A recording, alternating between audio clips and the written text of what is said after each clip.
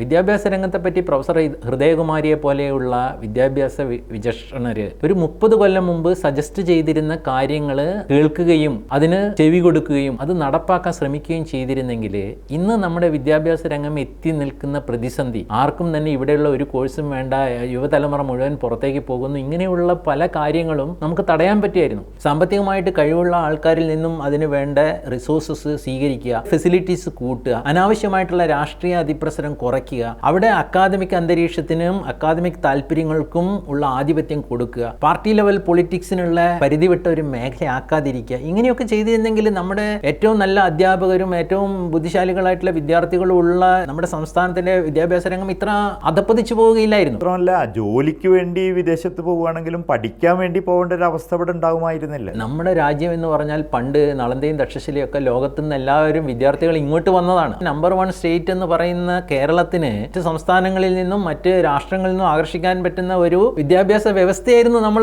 Number 1 ആയിട്ട് ഉണ്ടാക്കുന്നത്. മറിച്ച് നേരെ വിപരീതമായിട്ട് ഇവിടെ ഉള്ളവർ പോലും ഇവിടെ ഞങ്ങൾക്ക് വേണ്ട എന്ന് പറഞ്ഞ് ഓടിപ്പോകുന്ന ഒരു അവസ്ഥ ഉണ്ടാക്കുന്നു എന്ന് പറയുമ്പോൾ ആലോചിക്കേണ്ടതാണ്. ഇതൊക്കെ കാലാകാലങ്ങളിൽ ഇതിനെപ്പറ്റി അറിയുന്ന ആ ഒരു അവബോധമുള്ള ആൾക്കാർ പറഞ്ഞു അവരെയൊക്കെ അടിച്ചിരുത്തുകയും എന്നിട്ട് ഈ അജണ്ടകൾ ഈ പാർട്ടി ഫ്രാക്ഷനിലൂടെയും മാധ്യമങ്ങളിലും ഇതിനെ അനുകൂലിക്കുന്ന ആൾക്കാരിലൂടെയും സമൂഹത്തെ മൊത്തം ഈ ഒരു ചിന്താഗതി ഗ്രസിച്ചു എന്നുള്ളതാണ്.